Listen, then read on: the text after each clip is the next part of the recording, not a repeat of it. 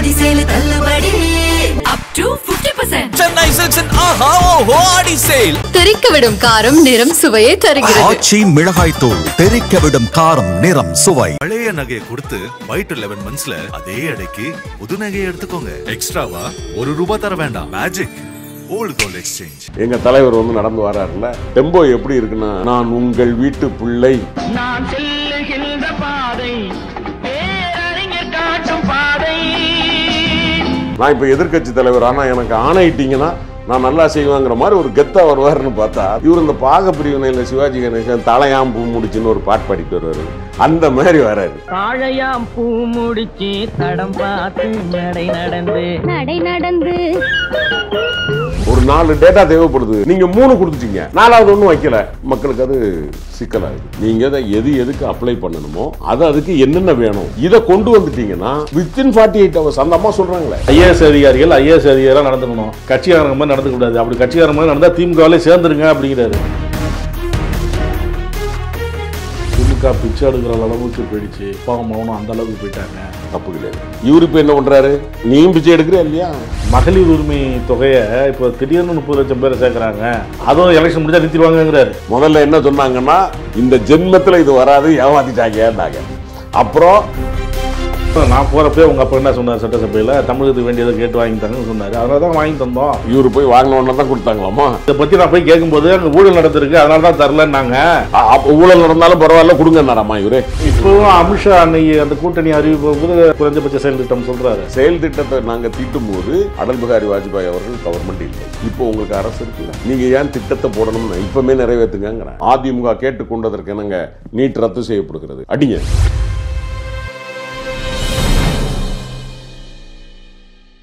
நக்கீரன் நேயர்களுக்கு வணக்கம். இன்று நம்முடன் கருத்துக்களை பகிர்ந்து கொள்ள இணைந்திருக்கிறார் திமுக செய்தி தொடர்பு செயலாளர், த ரைசிங் சன் ஆசிரியர் கான்ஸ்டன்டைன் ரவீந்திரன் அவர்கள். வணக்கம் சார். வணக்கம். ஸ்டாலின் அவருடைய ஆட்சி என்னென்ன செஞ்சிருக்கிறோம்னு மக்கள்கிட்ட எடுத்து சொல்றாரு. அவர் பையன் உதயநிதினு சொல்றாரு. ஆனா மக்கள் அதை கண்டுக்கல, திரும்பி பார்க்கல. அதனால என்ன செய்யறாரு, 4 ஐஏஎஸ் அதிகாரிகளை நியமிச்சு வீடு வீடா போய் சொல்லுங்க, தெருவா போய் சொல்லுங்க அப்படின்னு இறக்கி விட்டுருக்கிறாரு. அந்த 4 ஐஏஎஸ் எதுக்கு? இதெல்லாம் மக்களுடைய கவனத்தை திசை திருப்பறதுக்கு. அவங்க வேலை அதுவா? அதுக்குன்னு ஒரு துறை இருக்கு. அரசு என்னென்ன செஞ்சது செய்யல அப்படின்னு செய்தி வருது துறை இருக்கு. இந்த 4 ஐஏஎஸ் எதுக்கு அப்படிங்கிறாரு எடப்பாடி பழனிசாமி. இதுதான் அவர் 4 வருஷம் முதலமைச்சரா அவர் எப்படி இருந்திருப்பாருங்கிறதுக்கு இந்த கேள்விதான் அவருக்கு சான்று. நம்ம மக்களை தேடி நம்ம உங்கள் தொகுதியில் ஸ்டாலின் அல்ல, உங்கள் தொகுதியில் முதல்வர் அல்லது உங்களுடன் ஸ்டாலின் அப்படின்னு வச்சுக்கோங்க. இது இந்த 45 நாள், இந்த 45 நாளில் நடக்கக்கூடிய விஷயங்கள் என்னங்கிறத மக்களுக்கு சொல்றதுக்கு எப்படி இது ஒரு சிறப்பு முகாமோ அதே மாதிரி அவங்க சிறப்பு அதிகாரிகள், அவ்வளோதான். இவங்க நிரந்தரமாக கிடையாது. இந்த திட்டத்தில் இப்போ இவர் கேட்டார் பாருங்க, நீங்கள் உங்கள் தொகுதியில் ஸ்டாலின் முதல்ல எதிர்க்கட்சி தலைவராக இருக்கும்போதே போனீங்க, தேர்தலுக்கு முன்னாடி அதில் எவ்வளோ மனு வந்தது, அதெல்லாம் அந்த போட்டியே காண போச்சுங்கிறார் அப்படிங்கிறாரா.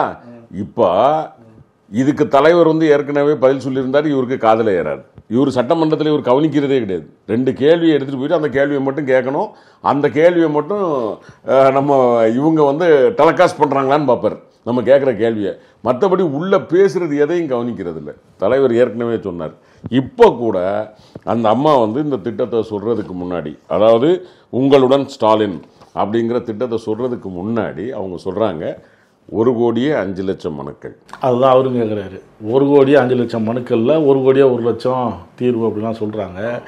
என்ன கோரிக்கை வைக்கப்பட்டது, என்ன பரிகாரம் செய்யப்பட்டது எல்லாம் எங்களுக்கு தெரிஞ்சாகணும். இல்லைன்னா அடுத்தது விசாரணை வருங்கிறார். ஆட்சிக்கு வரட்டும், அதை பற்றி பிரச்சனை. ஐஏஎஸ் அதிகாரிகளாக நடந்துக்கணும், கட்சிக்காரங்க மாதிரி நடந்துக்க கூடாது. அப்படி கட்சிக்காரங்க மாதிரி நடந்தால் திமுகவிலே சேர்ந்துருங்க அப்படிங்கிறாரு அதிகாரிகள். அதுதான் சொல்கிறேன், இது என்ன புரிதல் இல்லாத ஒரு பேச்சுன்னு கேட்குறேன். அவங்க ஏதாவது திமுகவை பற்றி பேசியிருக்காங்களா? கட்சியை பற்றி ஏதாவது பேசியிருக்காங்களா? இந்த திட்டம் என்ன செய்ய போகுது? இப்போ அவங்க அமுதா ஐஏஎஸ் கூடுதல் செயலாளர், முதன்மை செயலாளர், அவங்க மிக தெளிவாக வேற எதுவும் பேசலை. நாங்கள் என்ன செய்ய போகிறோம், இந்த 45 நாளில் என்ன செய்ய போகிறோம், எப்படி நாங்கள் ஒருங்கிணைச்சிருக்கோம். இதுவரைக்கும் நாங்கள் அதாவது சிஎம் செல் ஒன்று இருக்கா, சிஎம் தொகுதி வாரியாக போகும்போது அவர்கிட்ட நேரடியாக கொடுக்கறது இருக்கா, 2. இன்னொன்று அவருக்கு ஞாபகம் இருக்குமான்னு தெரியல, 1100 ஒரு சிஸ்டம், ரைட். இதுலையும் மக்கள் ஃபோனில் சொன்னால் போதும், அந்த ஃபோன் நம்பருக்கு அடித்து அம்மா இந்த மாதிரி நான் இப்போ ஒரு உதாரணத்துக்கு நான் ராஜேந்திரன் பேசுகிறேன், நான் வந்து எனக்கு வந்து இந்த வீட்டுக்கு வந்து முகவரி மாற்றம் தேவைப்படுகிறது, இந்த இது இருக்குது, நான் ஏற்கனவே அப்ளை பண்ணியிருக்கேன், இல்லை நான் என்னுடைய காண்டாக்ட் நம்பர் இது சொன்னால் அவங்க உங்களை காண்டாக்ட் பண்ணுறாங்க, கேட்குறாங்க, உங்ககிட்ட இருக்கிறத வச்சு செஞ்சு கொடுக்குறாங்க. இப்படி 3 துறையாக இருந்தது. இதைத்தான் அவர் ஒரே துறையாக மாற்றினார்.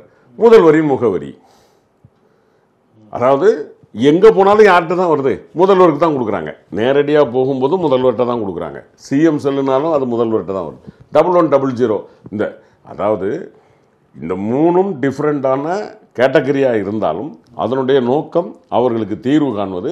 அது முதலமைச்சரிடம் கொடுக்கப்பட்ட மனுவாக பார்க்கப்படுது.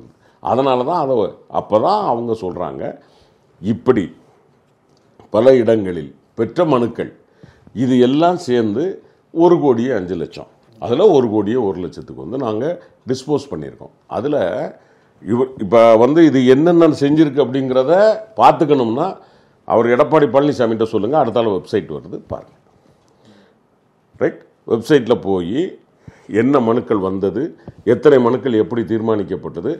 இவரே தம்பி என்ன கொடுமைன்னா, தேர்தல் வந்தாதான் இந்த மாதிரி மக்கள்கிட்ட இறங்குறாங்கிறாரு. நான் 2021 உங்களுக்கு அவர் சொல்லிட்டார, உங்களுடன் ஸ்டாலின், நான் தான் சொல்கிறேன் உங்களுடன் ஸ்டாலின் அப்படின்னு சொல்லி, உங்களுடன் முதலமைச்சர், உங்கள் தொகுதியில் முதலமைச்சர், இப்படி வரிசையாக வந்து, அதாவது திட்டங்களுக்கு பேர் வேறவா இருக்கலாம், பட் மக்களை வந்து அவர் வாட்ச் பண்ணிகிட்டே தான் இருக்கிறாரு.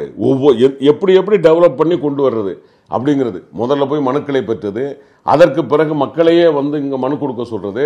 இப்போ என்ன பண்ணியிருக்கோம், ஃபைனலாக அரசாங்கத்தை வந்து மக்கள்கிட்ட கொண்டு இந்த 1,05,00,000ங்கிறது 2021 கணக்கு வருது, மொத்தம் 2021 நவம்பர், அவர் 2021 நவம்பர் அந்த சிஸ்டம் இது ஆரம்பிக்கும் போது அதிலிருந்து அதுக்கு முன்னாடி உள்ளதில் 2,76,000 மனு வந்திருந்தது. இவர் சொன்னார்ல நீங்கள் பெட்டி, அந்த பெட்டி, ஏன்னா அந்த பெட்டி எப்படி நடைமுறைக்கு வரும்னு சொன்னவன் நான்.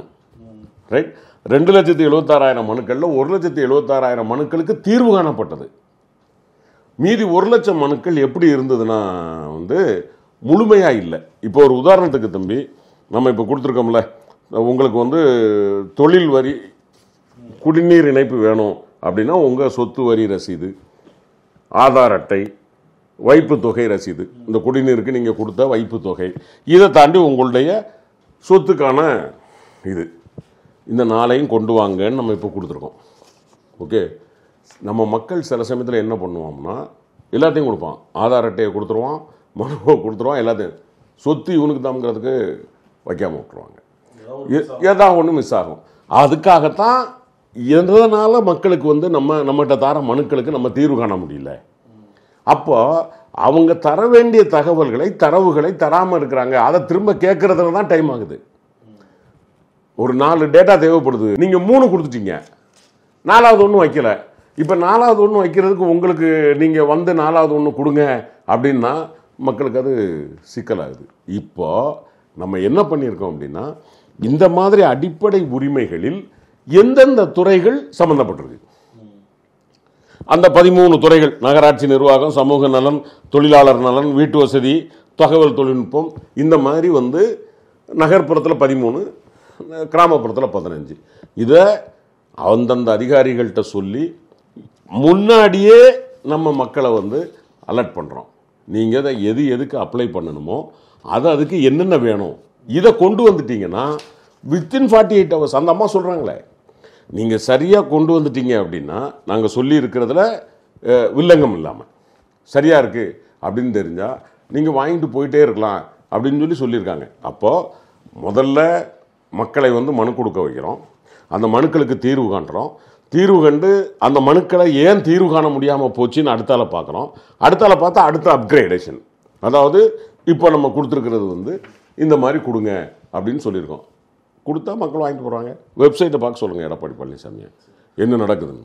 ஓரணியில் தமிழ்நாடு திட்டம் கொண்டாந்துருக்கிறாரு, வீடு வீடாக போய் உறுப்பினர் சேர்க்குறாரு. திமுக பிச்சை எடுக்கிற அளவுக்கு போயிடுச்சு, அப்பாவும் மகனும் அந்த அளவுக்கு போயிட்டாங்க அப்படிங்கிறார். தப்பு கிடையாது. ஜனநாயகத்தில் ஒரு தலைவன் தன் மக்களிடம் பிச்சை எடுப்பது என்பதை அசிங்கமாக அருவருப்பாக பேசுகிற இவர் ஒரு ஜனநாயக தலைவனா? இவர் ஒரு கட்சி தலைவனா? இவர் இப்போ என்ன பண்ணுறாரு? பச்சை நீயும் பிச்சை எடுக்கிற இல்லையா? நாங்கள் மக்களை தேடி போகிறது பிச்சை. வீடு வீடாக போகிறாங்க, இந்த உரிமை தொகை வாங்குற இடத்துல ஸ்டிக்கர் ஓட்டுறாங்க, ஓட்டிட்டு நம்பர் வாங்குறாங்க, இதை கொண்டு ஐடி விங்கில் கொடுத்துட்றாங்க. சரி, ஐடி விங்கில் கொடுத்து இப்போ என்ன பண்ண போகிறாங்களா? ஓட்டு சேகரிக்கிறாங்க. ஓட்டு போட்டால் 1000 ரூபா வரணும், 1000 ரூபா இல்லைன்னு சொல்கிறாங்க. அவருடைய கற்பனைக்குள்ளது. உள்ளே போய் ஓடு போடுறதை யாரும் பார்க்க முடியாது. இன்னைக்கு வரைக்கும் எனக்கு தெரிஞ்சு ராஜேந்திரன் போய் யாருக்கு ஓட்டு போட்டாருன்னு தெரியாது. அவருக்கு தெரியுமான்னு தெரியல. அவர் ஓட்டு போட்டிருப்பாரு. மொத்தமே இவ்வளோதான் நீளம். அவ்வளோதானே தம்பி? ஓட்டு பெட்டி அவ்வளோதானே. இதில் ஒருவேளை பெட்டியும் 2வது பட்டனும் கை தெரியலாம். எனக்கு தெரிஞ்சு நீங்கள் கெஸ் பண்ணலாம். முதல் பட்டன் அப்படின்னா மேலே இருக்குது அப்படிங்கிறத ஒருவேளை சிசிடிவி கேமராவில் வாட்ச் பண்ணால் தெரியலாம். கடைசி பட்டன் தெரியலாம், கீழே போயிடுச்சு அப்படின்னு. நடுவில் இருக்க 4வது பட்டன் 5வது பட்டன் எப்படி கண்டுபிடிப்படி? அப்போ இவருக்கு அந்த அடிப்படை, நான் சொல்கிறது அதுதான் ராஜேந்திரன். நீங்கள் ஒரு எதிர்க்கட்சி தலைவர், ஒரு அடிப்படை அறிவு வேண்டாமா? ஒரு 16 இது இருக்குது, எம்ப்ளம் சின்னங்கள் இருக்குது, சிம்பிள்ஸு. அதில் நம்ம இவர் போட்டாரா, ராஜேந்திரன் போட்டாரா அப்படின்னா ஓட்டு போட்டது தெரியும். வெளியே இருந்து கேமராவில் சிசிடிவியில் இருக்குது. நீ அங்கே போய் எந்த இடத்துல குத்துறன்னு எப்படி தெரியும்? அந்த மாதிரி சிசிடிவி எங்கே இருக்குது? அப்படி வாட்ச் பண்ண எங்கே யார் எலெக்ஷன் கமிஷன் ஓகே பண்ணுமா? இன்னொன்று கேட்குறேன், இந்த இடத்த எடுக்கணும்னாலே எலெக்ஷன் கமிஷன் நம்ம கூட இருந்தால் தான் நடக்கும். இப்போ எலெக்ஷன் கமிஷன் யார் கூட இருக்குது? ஒன்று சொல்கிறேன், ஜனநாயகத்தில் மக்களிடம் போய் பிச்சை எடுப்பது என்பது ஜனநாயக உரிமை. இதில் தப்பே கிடையாது. எல்லாரும் மக்கள்கிட்ட போய் கேட்டு தான் ஆகணும். மகளிர் உரிமை தொகையை இப்போ திடீர்னு 30 லட்சம் பேர் சேர்க்குறாங்க ஓட்டுக்காக. அதை கடைசி வேணும்னே இத்தனை நாளுக்காக வச்சு நைஸாக போய் சேர்க்குறாங்க, அப்போ தான் ஓட்டு வரும் அப்படின்ட்டு. அதுவும் எலெக்ஷன் முடிஞ்சா நிறுத்திடுவாங்கிறாரு. அப்கிரடேஷன் முதல்ல நம்ம சேர்க்கும்போது 1 கோடி பேருக்கு தான் கொடுக்க முடிஞ்சது. அதுக்கப்புறம் அது 1 கோடி 28 மாதம் கொடுக்கல, நான் சொல்லி தான் கொடுத்தாங்க. பார்த்தியா, முதல்ல என்ன சொன்னாங்கன்னா இந்த ஜென்மத்தில் இது வராது, ஏமாத்திட்டாங்க. அப்புறம் நம்ம அதாவது நாட்டு மக்களுக்கு தெரியும், எடப்பாடி போகும்போது தமிழ்நாட்டினுடைய பொருளாதார நிலைமை என்ன. 4000 ரூபா இந்த மக்களுக்கு எக்ஸ்ட்ரா கொடுக்க சொன்னால் கொடுக்க மாட்டோம்ட்டார் கொரோனாவில், தெரியுமில்ல. ஆனால் நம்ம அந்த 4000 ரூபா கொடுத்தது முக்கியம் இல்லை, ஒவ்வொரு திட்டத்தையும் மாற்றி மாற்றி மாற்றி மாற்றி சரி பண்ணி இன்னைக்கு தமிழ்நாடு இந்திய பொருளாதாரத்தில் 2வது இடத்துல இருக்குது. எப்படி வளர்ந்தது? நீங்கள் 14வது இடத்துலலாம் வச்சுட்டு போனீங்க, 2வது இடத்துக்கு எப்படி வந்துச்சு? நம்ம எதையாவது மக்களுக்குள்ள உரிமையை குறைச்சிருக்கோமா? அதான் கடன் வாங்கி நிறையா பண்ணுறாங்கங்கிறாங்க. இந்த கடனுக்கெல்லாம் கணக்கு கேட்போங்கிறாரு. நான் ராஜேந்திரன் அவர் கேட்கறது விசாரணை கமிஷன் அமைக்கப்படும். அது ரைட்டு வந்தால் தானே உங்கள் மேலே இருக்க விசாரணை கமிஷனுக்கே நீங்கள் இன்னும் பதில் சொல்லாமல் இருக்கீங்க. ஆனால் மக்களுக்கு புரியணுங்கிறதுக்காக சொல்கிறேன். எப்போவுமே கடன் அப்படிங்கிறது எது பிரச்சனை அப்படின்னா, இப்போ நீங்கள் ஒரு மாதம் 1 லட்ச ரூபா சம்பாதிக்கிறீங்க, ஓகே, 25,000 ரூபா கடன் வாங்குறீங்க. இப்போ நான் ஒரு மாதத்துக்கு 2 லட்ச ரூபா கடன் வாங்குறேன். 2 லட்ச ரூபா நான் சம்பாதிக்கிறேன். நான் இப்போ 45,000 ரூபா கடன் வாங்குறேன். எவ்வளோ வாங்குறேன்? 45,000. நீங்கள் வாங்கினது 25,000. இப்போ உங்களை மாதிரி ஏறத்தாழ நான் 2 மடங்கு வாங்குறேன், ரைட். ஆனால் குறைவாக கடன் வாங்கியிருக்கிறது யார்? நான். நீங்கள் 100க்கு 25ன்னா 1 லட்சத்துக்கு 25,000னா 25%. நான் 2 லட்சத்துக்கு 25% பார்த்தீங்கன்னா 50,000 வாங்கலாம். நான் எவ்வளோ வாங்கியிருக்கேன்? 45 தான் வாங்கியிருக்கேன். சரியா? இப்போ அதிகமாக கடன் வாங்கினது நீங்களா நானா? என் சம்பளத்துக்கு அதுதானே. அதாவது நீங்கள் தொகையை பார்க்குறத விட உங்கள் தகுதிக்கு நீங்கள் என்ன வாங்கியிருக்கீங்க. இதை பல நேரம் அண்ணன் தங்கம் தென்னரசு நிதியமைச்சராக சொல்லிட்டார். ஏங்க, உங்களுடைய ஜிஎஸ்டிபி என்னவா இருந்தது, எங்களுடைய ஜிஎஸ்டிபி இன்றைக்கி என்னவா இருக்குது, அதோட ஒப்பிடும்போது நீங்கள் வாங்கியிருந்த தொகை தொகையாக பார்த்தீங்கன்னா குறைவாக இருக்கலாம். ஆனால் வருமானத்திற்கு ரேஷியோ விகிதம் பார்த்தீங்கன்னா நீங்கள் ரொம்ப அதிகமாக வாங்கி வச்சுருந்தீங்க, நாங்கள் குறைவாக வாங்கியிருக்கோம். இது பொருளாதாரத்தை பற்றி அறிவுடைய எல்லோரும் ஏற்றுக்கொள்ளுகிற வாதம். இதைத்தான் நம்ம சொன்னால் அவருக்கு அது புரிய மாட்டேங்குது. பாஜகவை கண்டு எடப்பாடி பயப்படுறாரு, அமித்ஷாவை பார்த்து பயப்படுறாரு, அங்கே போய் அமித்ஷா வீட்டு கதவை தட்டுறாரு அப்படின்னு எல்லாம் உதயநிதி சொல்கிறாரு, துணை முதல்வர். அவர் இந்திய நாட்டின் உள்துறை அமைச்சர். நீங்களும் செய்ய மாட்டீங்க மக்களுக்கு. நான் போய் கேட்டாலும், நான் போகிறப்பே உங்கள் அப்பா என்ன சொன்னார், சட்டசபையில் தமிழகத்துக்கு வேண்டியதை கேட்டு வாங்கி தாங்கன்னு சொன்னார். அதனால தான் வாங்கி தந்தோம். 100 நாள் வேலை திட்டத்துக்கு நிதி. அப்படிங்கிறாரு. சரி, இவர் போய் வாங்கினோன்னா தான் கொடுத்தாங்களாமா? ஆமா, நீங்க இதை பத்தி நான் போய் கேட்டாங்கிறாரு. இதை பத்தி நான் போய் கேட்கும்போது அங்க ஊழல் நடந்திருக்கு, அதனால தான் தரலன்னாங்க. ஊழல் நடந்தாலும் பரவாயில்ல கொடுங்கன்னாராமா இவரு? மக்களுக்கு சேர வேண்டிய பணத்தை கொடுங்கன்னு சொன்னார். அதைத்தான் சொல்றேன், ஊழல் நடந்தாலும் பரவாயில்ல அப்படின்னு சொல்லி இவர் சொன்னாரா? அப்படித்தானே சொல்லியிருக்கணும். அவங்க ஊழல் நடந்துச்சுன்னு சொல்லி நிறுத்தி வச்ச பணத்தை ஊழல் நடந்தாலும் பரவாயில்ல கொடுங்க அப்படின்னு சொன்னாரா இவரு? ஒன்று. ரெண்டாவது, நிதி சம்பந்தப்பட்டதை நீங்கள் யார்கிட்ட பேசுவீங்க தம்பி? நிதி அமைச்சர். அப்படி இல்லைன்னா பிரதமர். இதுதானே நியாயம்? அமித்ஷா மூத்த அமைச்சர். நான் கேட்கறது என்னன்னா, என்னை பொறுத்த வரைக்கும் ஒரு சட்டம் ஒழுங்கு சம்பந்தமா, ஒரு காவல் தங்களுக்கு பாதுகாப்பு சம்பந்தமா ஒரு உள்துறை அமைச்சரை சந்திக்கிறதுல தப்பே கிடையாது. நிதி சம்பந்தப்பட்டதை எனக்கு தெரிஞ்சு உலகத்திலே உள்துறை அமைச்சர்கிட்ட போய் கேட்ட அறிவாளி எடப்பாடி பழனிசாமி தான். எல்லாருமே எனக்கு தெரிஞ்சு நிதி அமைச்சர்கிட்ட தான் போவாங்க. யாருனாலும் நாங்களே இதுவரைக்கும் போய் கேட்டிருக்கோம், நிதி அமைச்சர்கிட்ட கேட்போம். அப்படி இல்லை அப்படின்னா அவருடைய உயர்ந்த அந்தஸ்தில் இருக்கக்கூடிய பிரதமர். இது நியாயம். நான் போய் உள்துறை அமைச்சரை போய் கதவை தட்ட போகிறேன், சொல்லிட்டு போனீங்களா? நீங்கள்லாம் கேட்டிங்களாப்பா ஏர்போர்ட்டில் வச்சு டெல்லிக்கு எதுக்கு போகிறீங்க அப்படின்னதுக்கு, நான் எங்கள் கட்சி ஆஃபீஸுக்கு போகிறேன் அப்படி தானே சொன்னார். போயிட்டு நீங்கள் தட்டுனது 2 வண்டி மாதிரி போனதை உங்கள் கட்சிக்காரனே அவமானப்படுத்தினாங்க. இது தேவையான்னு கேட்குறேன் நான் எடப்பாடி. அதாவது இவங்க பாஜக கூட கூட்டணி வச்சுக்கிட்டா பாஜக நல்ல கட்சி, நாங்கள் பாஜக கூட கூட்டணி வச்சா பாஜக மதவாத கட்சி. நான் ஒன்று கேட்குறேன், எப்போவுமே இப்போ ராஜேந்திரன் கான்ஸ்டன்டைன் 2 பேர் ஒன்று சேர்றோன்னு வச்சுக்கோங்களேன். உங்கள் பாதையில் நான் வந்தால் அது ராஜேந்திரன் பாதை, என் பாதையில் நீங்கள் வந்தால் அது கான்ஸ்டன்டைன் பாதை. சரிதானே? நாங்கள் கூட்டணி வச்சோம்ல, அந்த ஆட்சி எப்படி போகணும்னு அந்த பாதையை தீர்மானித்தது அண்ணன் முரசொலி மாறன் ஐயா வாஜ்பாய் அவர்கள், ஒரு ரெப்ரசன்டேட்டிவ். இவர் தானே வைத்தார். அன்னைக்கு கோயில் இடிக்க முடிஞ்சுதா? மசூதி இடிப்பு இருந்துச்சா? அன்றைக்கு கோயில் கட்டுறதுக்கு ஏற்பாடு பண்ணாங்களா? இப்போவும் அமித்ஷா அன்னைக்கு அந்த கூட்டணி அறிவிப்பு போது குறைஞ்சபட்ச செயல் திட்டம் சொல்கிறாரு. நான் கேட்குறது குறைஞ்சபட்ச செயல் திட்டத்தில் இப்பவும் நான் சொல்கிறேன், நீட்டு கிடையாதுன்னு சொல்லுங்கள். மும்மொழி கொள்கையை நாங்கள் வலியுறுத்தாமல் மாணவர்களுக்கு உடனடியாக கல்வித்தொகை வழங்கப்படும் சொல்லுங்கள். குறைஞ்சபட்ச செயல் திட்டம்ங்கிறத நீங்கள் இப்போமே உங்களுக்கு ஓட்டு வேணும்ல, முன்னாடியே சொல்லிட வேண்டியதானே. தமிழ்நாட்டுக்காகத்தான் நாங்கள் கூட்டணி வைத்திருக்கிறோம் சொல்லுங்களேன். இன்னொன்று நான் கேட்குறேன், நாங்கள் வைக்கும்போது செயல் திட்டத்தை நாங்கள் தீட்டும்போது அடல் பிகாரி வாஜ்பாய் அவர்கள் கவர்மெண்ட் இல்லை. நாங்கள் தேர்தல் கூட்டணி வைக்கும்போது அவருடைய அரசு கவிழ்ந்தாச்சு. கவிழ்ந்ததுக்கு பிறகு தான் நாங்கள் கூட்டணிக்கு போகிறோம். அப்போ அரசு இல்லை. இப்போ உங்களுக்கு அரசு இருக்குல்ல, நீங்கள் ஏன் திட்டத்தை போடணும்னு இப்போமே நிறைவேற்றுங்கிறேன் சார். நான் கேட்குறது, இப்போ ஒரு பாராளுமன்ற கூட்டணியில் தான் இருக்கீங்க, நீங்கள் தானே ஆளுங்கட்சியாக இருக்கீங்க, பண்ணுங்க. நீட்டு கிடையாது, அதிமுக கேட்டுக்கொண்டதற்கு என்னங்க நீட் ரத்து செய்யப்படுகிறது, அடிங்க. அவங்க உங்களை சொல்கிறாங்க, நீங்கள் வாக்குறுதி கொடுத்தீங்களா? எங்க வாக்குறுதி யாருக்கு கொடுத்தது? தமிழ்நாட்டு மக்களுக்கு தானே கொடுத்தது. இப்போ நீங்கள் நிறைவேற்றினா எங்கள் துணை முதலமைச்சர் சொன்னார், நீங்கள் கூட நிறுத்துங்க. நாங்களே சொல்கிறோம், இந்த நீட்டு தேர்வை நிறுத்தினதுக்கு காரணம் அதிமுக பிஜேபி கூட்டணின்னு நாங்களே சொல்கிறோம். நிப்பாட்டுங்க, நாட்டு மக்களுக்கு நல்லது நடக்கணும் சட்டமன்றத்தில் சொன்னார். ஏன் செய்ய மாட்டேங்கிறீங்க? நீங்கள் இனிமேல் என்ன குறைந்தபட்ச செயல் திட்டம் செஞ்சுட்டு போய் மக்கள்கிட்ட கேளுங்களாங்கிறேன். செய்கிறதுக்கு உங்களுக்கு அதிகாரம் இருக்குல்ல. 2029 வரைக்கும் உங்களை யாரும் அசைக்க முடியாது. உட்கார்ந்துருக்கீங்க, செய்யுங்க. சகோதரர் எடப்பாடி பழனிசாமி வந்தார், நீட்டு ரத்து பண்ணணுங்கிறது மக்களுடைய ஆசை, ரத்து பண்ணோம். மும்மொழி கொள்கை தமிழ்நாட்டிற்கு கிடையாது என்று சொன்னார். எனவே நாங்கள் உடனடியாக காசை ரிலீஸ் பண்ணோம். பண்ணுங்க, நீங்கள் கிரெடிட் நீங்கள் எடுத்துக்கங்கிறேன். நாட்டு மக்களுக்கு நல்லது நடக்கணும், நாங்கள் செய்யணுங்கிற அவசியம் இல்லை. நீங்களும் செய்தால் செய்யுங்க. நீங்கள் எப்படி செய்வீங்க? ஓரணியில் தமிழகம்னு இவங்க சுற்றி வராங்க, மக்கள் ஓரணியில் இருக்கிறாங்க இவங்களை விரட்டுறதுக்கு அப்படிங்கிறாங்க. அது பார்த்துருவோமே. இப்போ நாங்களும் பார்க்கத்தானே செய்கிறோம்.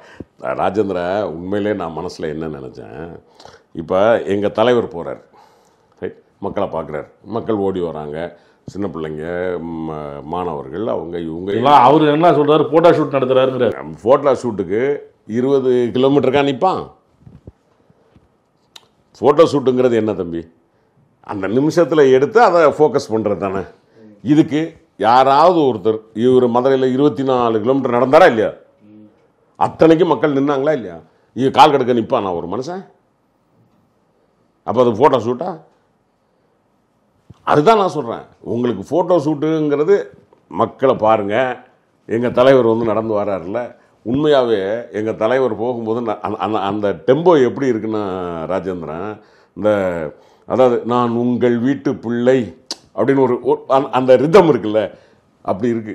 எம்ஜிஆர் கையில் எடுத்துட்டீங்க, அது பரவாயில்ல, அது அது அது ஒன்றும் தப்பு இல்லை. நான் சொல்கிறது அந்த அந்த ஃபோர்ஸ் சொல்கிறேன், ஒரு ஹைப் சொல்லுவோம்ல, ஒரு உருவாகுது. அப்படி நான் உண்மையிலே என்ன நினச்சேன், இதை இவர் வந்து எடப்பாடி புதுசாக தோங்குறாரு, அப்போ இவருடைய இது வந்து எப்படி இருக்கும் அப்படின்னு சொல்லி சொன்னால், நான் ஆணையிட்டால் அப்படிங்கிற மாதிரி எம்ஜிஆர் அந்த பாட்டில் ஒரு இது இருக்கும். இது ரெண்டுமே ஒரு ஈக்குவல் ஹைப் இருக்கும் அந்த பாட்டை கேட்டிங்கன்னா. அந்த மாதிரி வருவாருன்னு பார்த்தா இவர் இந்த பாகப்பிரிவினையில் சிவாஜி கணேசன் தலையாம் பூ முடிச்சுன்னு ஒரு பாட்டு பாடிட்டு வருவார். அந்த மாதிரி வராரு. ஏங்க இது அந்த பஸ்ஸை பார்த்தீங்களா ராஜேந்திரன்?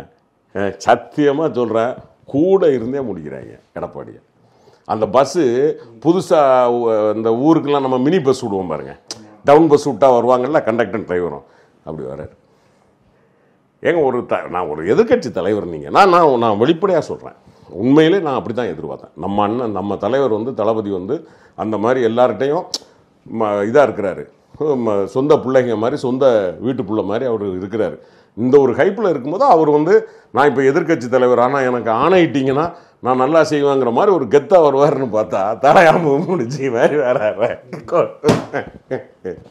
யார்கிட்ட போய் சொல்லி எழுறது ராஜேந்திரன்? அவங்களும் வியூகம் அமைக்கிறாங்க. நான் தப்பே சொல்ல, நீங்கள் ஒரு எதிர்கட்சி கண்டிப்பாக. இப்போ நாங்கள் வந்து தலைவர் வந்து போனார்ல, உங்கள் தொகுதியில் ஸ்டாலின் போனார், ஒரு இதை உருவாக்கணும். நீங்கள் உருவாக்குங்க, வேண்டான்னு சொல்ல, பட் அது எப்படி இருக்குங்கிறதுக்கு சொல்கிறேன். உதாரணத்தை தொடங்கும் போது மேட்டுப்பாளையத்தில் மக்களை நான் சந்தித்தேன், விவசாயிகளை சந்தித்தேன், பல்வேறு தொழில்துறைகளை சந்தித்தேன். மக்கள்கிட்ட பேசும்போது என்னை விட கோபமாக மக்கள் அதிகமாக இருக்காங்க, இந்த ஆட்சியை போகணும் அப்படிங்கிறதுக்கு. அப்படின்னா உங்களை ஓடி வந்து கட்டி பிடிச்சிருக்கணும்னா அங்கே யார் வந்து அவங்ககிட்ட? ராஜேந்திரன் நம்ம பேசலாம் ராஜேந்திரன், பட் அட்லீஸ்ட் ஒரு ஃபோட்டோ ஷூட்டுக்காவது ஒரு 4 பேர் வந்து ஐயா நீங்கள் தான் வரணும்னாவது சொல்ல வைக்கலாம்ல. எதாவது இருக்காங்க. நம்ம ரொம்ப பிளைனாக பேசுவோம் ராஜேந்திரன். திமுக அதிமுகங்கிறதே விடுவேன். நம்ம வெளியே இருந்து கேட்குறாரு மக்கள்கிட்ட, அந்த எலுமிச்சம்பழம் வைக்கிறவர்கிட்ட எவ்வளோ விலை இதெல்லாம் கேட்குறாரு. அப்போ உங்களுக்கு எவ்வளோ கிடைக்குது, எதுக்கு திருஷ்டிக்கு கேட்குறாரா எலுமிச்சம்பழத்தை? எதுக்கு கேட்டார் எனக்கு தெரியும். வியாபாரிகிட்ட கேட்குறாரு, எப்படி வாங்குறீங்க விற்கிறீங்க, ஒரு நாளைக்கு எவ்வளோ கிடைக்குது, அதை போய் எலுமிச்சம்பழத்தை போய் கேட்குறாரு. நம்ம ஆள் என்ன கோடுவோம் நாட்டில். ஏங்க ஒரு எதிர்கட்சி தலைவர் ஒரு கெத்து வேண்டாமாங்க நாட்டுக்கு? அவர் வியாபாரி தானே, அப்புறம் தப்பு கிடையாது. அவர் விவசாயத்தில் இருக்க, அதனால கஷ்டப்பட்டு தெரியுது எவ்வளோன்னு கேட்குறாரு. ரைட்டு, இதுக்கு அவர்கிட்ட போய் கேட்டு தான் தெரியணுமா?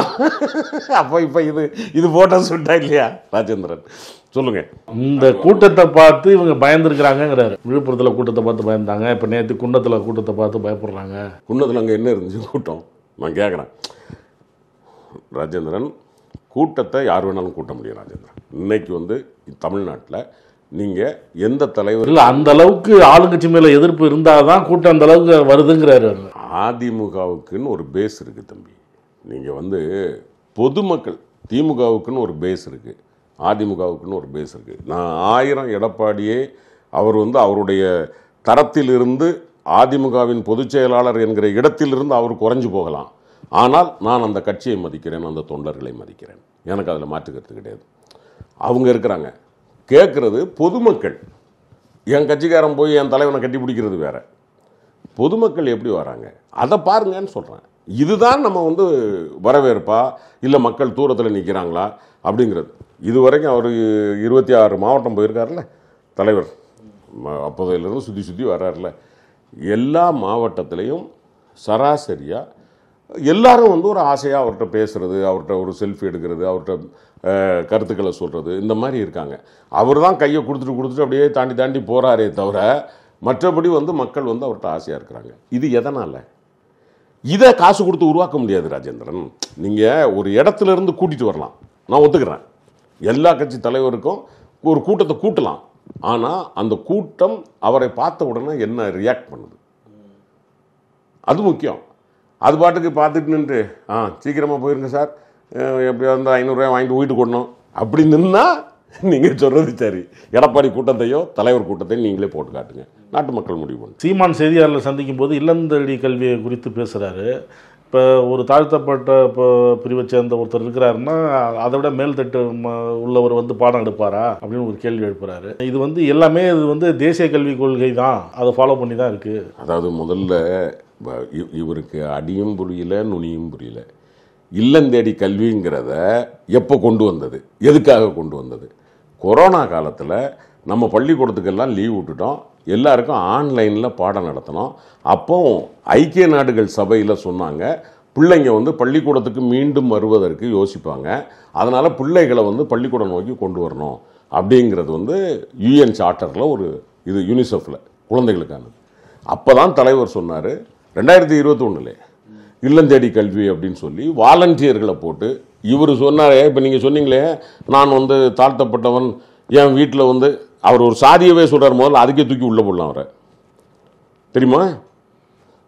நான் அவர் விட்டுருங்க, நான் ஒரு தாழ்த்தப்பட்டவன், நான் ஒரு பட்டியல் இனத்தை சார்ந்தவன், என் வீட்டில் ஒருத்தர் இவர் நினச்சிட்டு இருக்கார் வீட்டுக்கு போய் என்ன டியூஷன் எடுக்கிறாங்க, கங்கட்டம். இவனுக்கு அந்த சிஸ்டமே தெரியல அந்த ஆளுக்கு. இல்லந்தேடி கல்விங்கிறது என்னன்னா தம்பி, ஒவ்வொரு கிராமத்துலேயும் போய் ஒரு பொதுவான அரசு இடம், அதுலேயும் மிக தெளிவாக அரசு இடமோ அல்ல பள்ளிக்கூடத்துக்கு சொந்தமான பொது இடத்துல தான் வகுப்பு. அந்த வாலண்டியர்ஸ் போய் கிளாஸ் எடுப்பாங்க. எதுக்கு அப்படின்னா அது நடந்ததுனால தான் ஏறத்தாழ பள்ளிக்கூடம் பக்கம் வராத நின்று போயிருந்த மக்களில் மாணவர்களில் 4 to 8 லட்சம் பிள்ளைங்க பழையபடி வந்தாங்க. இடைநிற்றல் அது குறையுது. அப்போ அந்த பிள்ளைங்களுக்கு இந்த அதாவது வகுப்பறையை விட்டு வெளியே நின்றுட்டாங்க பிள்ளைங்க, பட் அவங்கள ஒரு ஜாலியாக உள்ளே கொண்டு வரணும். குழந்தைங்கள படிப்புங்கிறது பழையபடி ஒரு இதுக்குள்ளே போகிறோம், ஒரு என்ன சொல்கிறது வழக்கமான ஒரு இதில் இல்லாமல் இருந்து அவங்கள என்கேஜ் பண்ணி பழையபடி அவங்கள பள்ளிக்கூடத்துக்குள்ளே கொண்டு போகிறதுக்கான ஒரு பாலம் தான் இந்த திட்டம். யார் வீட்டில் போய் யார் பாடம் எடுத்தா? அப்போ இவருக்கு அறிவில்லைன்னு புரியுதா உங்களுக்கு? அந்த திட்டத்தை பற்றிய அறிவு சீமானுக்கு இது என்னத்துக்கு? இல்லம் தேடி கல்வினா இவர் நினச்சிக்கிட்டார் சீமான் வீட்டில் போய் தட்டி, ஐயா உங்கள் வீட்டில் பிள்ளை இருக்கேன். முதல்ல அது 1ஆம் வகுப்பு முதல் 8ஆம் வகுப்பு பிள்ளைகளுக்கு மட்டும்தான். அந்த நம்ம சொல்லுவோம்ல மிடில் ஸ்கூல்னு நடுநிலைப்பள்ளி, அந்த மாணவர்களுக்காகத்தான் அதை பண்ணியிருக்கு. அதை போய் விவரம் இல்லாமல் பேசிக்கிட்டு ஒரு சாதிய துவேஷத்தை இவரே உண்டாக்கி ஒரு தலைவன் இப்படி பேசலாமா?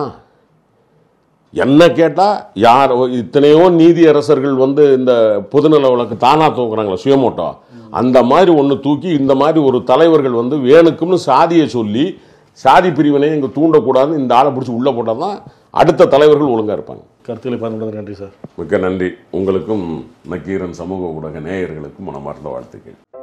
நக்கீரன் டிவிக்கு சப்ஸ்கிரைப் செய்யுங்கள். உங்கள் ஆதரவே எங்கள் பலம். ஆசிரியர்களுக்கு நண்பனாகவும் மாணவர்களுக்கு ஆசானாகவும் திகழும் தேர்வு வழிகாட்டி. ஒவ்வொரு பாடத்திற்கும் அனுபவமிக்க ஆசிரியர்களின் துல்லியமான தெளிவான விடைகள். CNC இருக்கு, தேர்வு பயம் எதற்கு? இது தீரன் பப்ளிஷிங் ஹவுஸ் விற்பனை வெளியீடு.